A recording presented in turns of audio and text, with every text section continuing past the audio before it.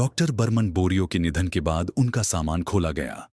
सामान में 3 सूट, लिखने के 4 पेन, दर्जनों कागजों के दस्तावेज, एक छाता, एक बिस्तर, एक लिखने की मेज, एक आरामदायक कुर्सी, खाने के कुछ बर्तन और एक किताब थी।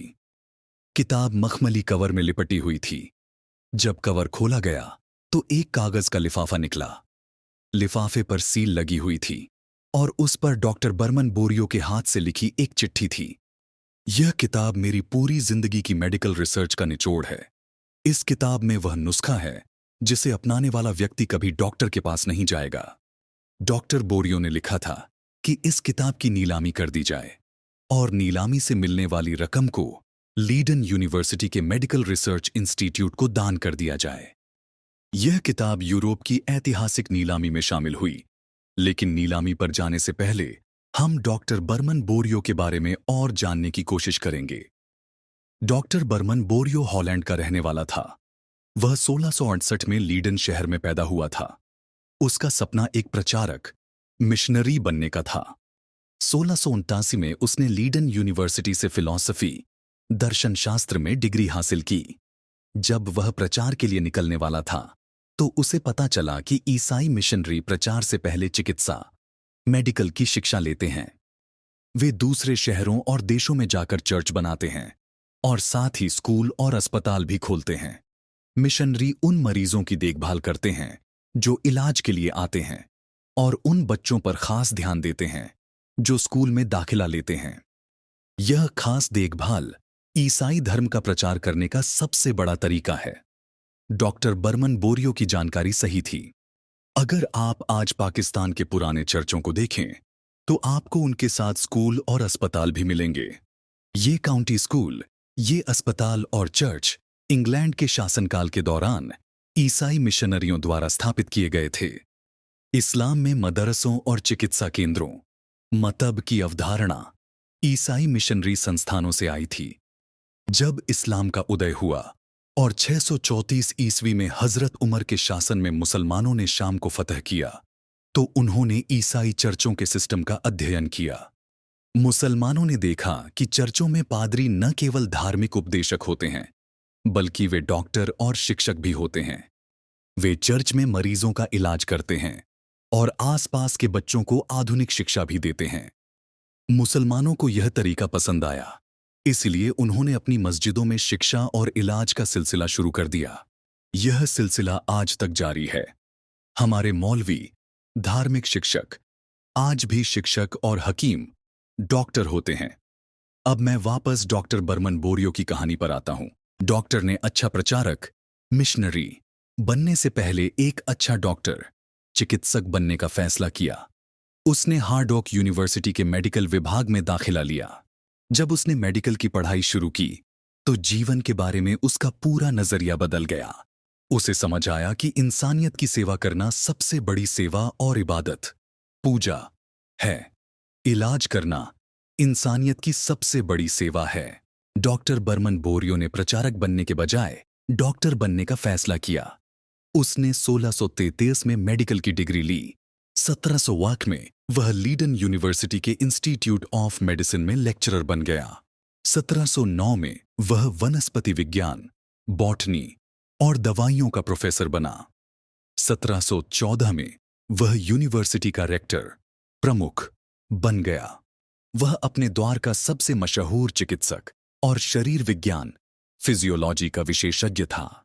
वह 30 सितंबर 1738 को इस दुनिया से चल बसा। उसके सामान से वह मशहूर किताब मिली जिसमें उसकी जिंदगी भर की चिकित्सा, मेडिकल रिसर्च का निचोड़ था। यूरोप के सभी अमीर लोग, राजा, शाही परिवार और वैज्ञानिक उस किताब को हासिल करना चाहते थे। किताब का नाम था तिब्ब, इतिहास का अनमोल और रहस्यमय राज। यह किताब सील बंद थी। नीलामी का दिन आ गया। खरीदार इकट्ठा हो गए। नीलामी शुरू हुई। यूरोप के एक अमीर लेकिन बीमार व्यक्ति ने अपनी 3/4 संपत्ति के बदले उस किताब को खरीद लिया। उसने वह किताब $10,000 में खरीदी। यह कितनी बड़ी रकम थी, इसे समझने के लिए आप कैलेंडर को 300 साल पीछे 1738 में ले जाइए। उस समय के $10,000 आज के $10 करोड़ के बराबर होंगे। यह उस दौर की सबसे महंगी नीलामी थी। वह अमीर व्यक्ति किताब को लेकर अपने महल गया। उसने किताब का लिफाफा खोला और उस पर लगी सील तोड़ी। फिर उसने किताब खोली। पहला पन्ना खाली था। दूसरा पन्ना खोला, वह भी खाली था। तीसरा पन्ना भी खाली निकला। वह व्यक्ति परेशान हो गया और तेजी से किताब के पन्ने पलटने लगा। लेकिन वह और ज्यादा परेशान होता गया, क्योंकि पूरी किताब के पन्ने खाली थे। आखिरकार वह आखिरी पन्ने तक पहुंचा। आखिरी पन्ने पर तिब्ब मेडिकल का सबसे बड़ा और अनमोल रहस्य लिखा था।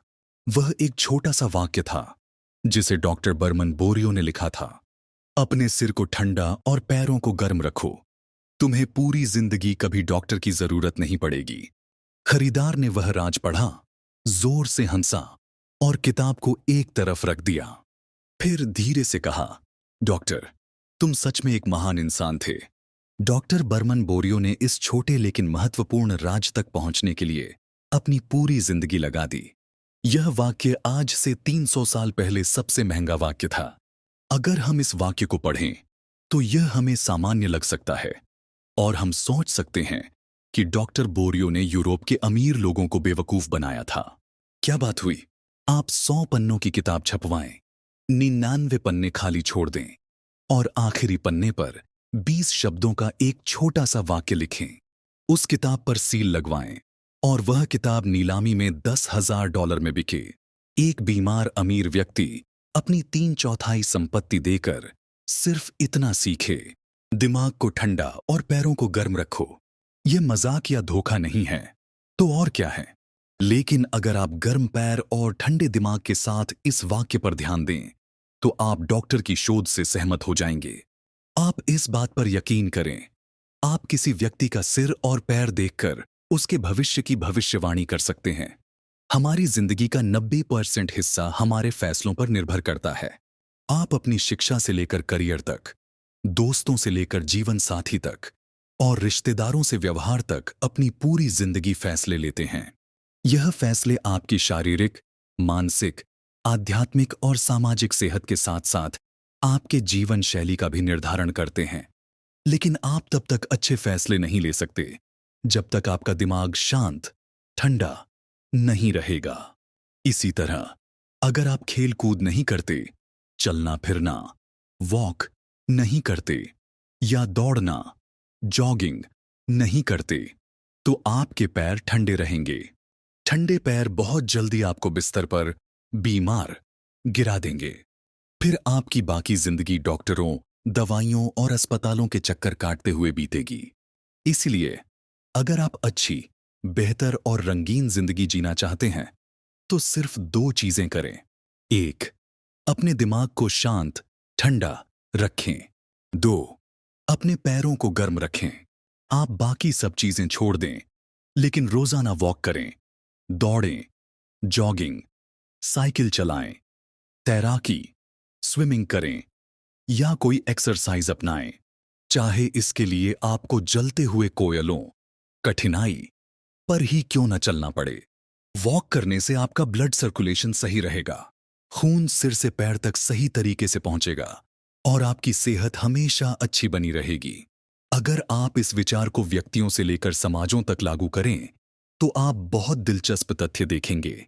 आपको दुनिया की हर वह कौम, समाज तरक्की करती हुई मिलेगी जहां लोगों के दिमाग शांत, ठंडे और पैर सक्रिय, गर्म रहते हैं। जहां लोग मुद्दों को भावनाओं के बजाय तर्कों, लॉजिक से देखते हैं। जहां लोग बातचीत के दौरान संयम, शांति बनाए रखते हैं। जहां लोग रैलियों और सभाओं में भी अनुशासन, डिसिप्लिन बनाए रखते हैं, तोड़फोड़ नहीं करते और दूसरों पर हमला नहीं करते। जहां लोग काम को सिर्फ काम समझकर करते हैं, उसे व्यक्तिगत मसला नहीं बनाते। ऐसे समाजों में पार्क, वॉकिंग ट्रैक, जिम, खेल के मैदान और क्लब होते हैं। सुबह और शाम लोग वहां टहलते, दौड़ते या व्यायाम करते नजर आते हैं। अगर आपको यकीन न हो तो अमेरिका से लेकर चीन तक का अध्ययन कर लीजिए। आपको पूरी आधुनिक दुनिया में ये दोनों खूबियां जरूर मिलेंगी। अब अगर आप तरक्की पसंद, आगे बढ़े हुए और पिछड़े समाजों का भी अध्ययन करें तो आपको बड़ा अंतर नजर आएगा। आपको दुनिया की सारी पिछड़ी कौमें भावुक, गैर तार्किक, अनलॉजिकल, लड़ाकू, हिंसक, शक करने वाली, दिखावे की शौकीन और कट्टरपंथी मिलेंगी।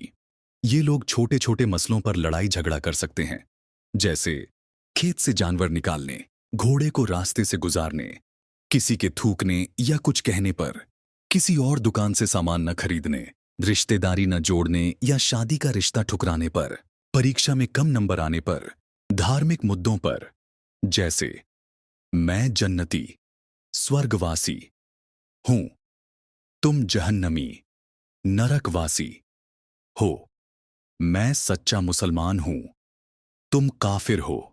ये समाज छोटी छोटी बातों पर लड़ाई करते हैं और कई बार लोगों की जान तक ले लेते हैं। वे लोग पहले क्रांति लाना चाहेंगे और बिजली की समस्या, लोड शेडिंग, हल करने का तरीका बाद में ढूंढेंगे। आपको पिछड़े हुए समाजों के पार्कों में भैंसें और गायें चरती हुई नजर आएंगी।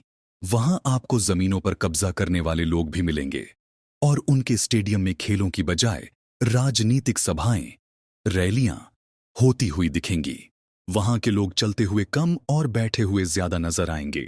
अगर आप दुनिया को ठंडे दिमाग और गर्म पैरों के सिद्धांत से देखें तो आपको इंसान का इतिहास भी समझ आ जाएगा, उसका वर्तमान भी और भविष्य भी। आप अपने व्यक्तिगत और सामाजिक पतन, गिरावट की वजह भी जान जाएंगे। हमारे सिर हमेशा गर्म रहते हैं और पैर ठंडे। शायद इसी वजह से हम दुनिया में पीछे रह गए हैं। आप एक बार इस पर ध्यान दीजिए। आप एक बार इस नजरिए से अपनी जिंदगी को देखिए। शायद आपको जिंदगी का खोया हुआ रास्ता मिल जाए। शायद आप सही ट्रैक, रास्ते पर वापस आ जाएं। हमारी कहानी सुनने के लिए धन्यवाद। अगर आपको कहानी पसंद आए तो लाइक, शेयर और हमारे चैनल को सब्सक्राइब करें।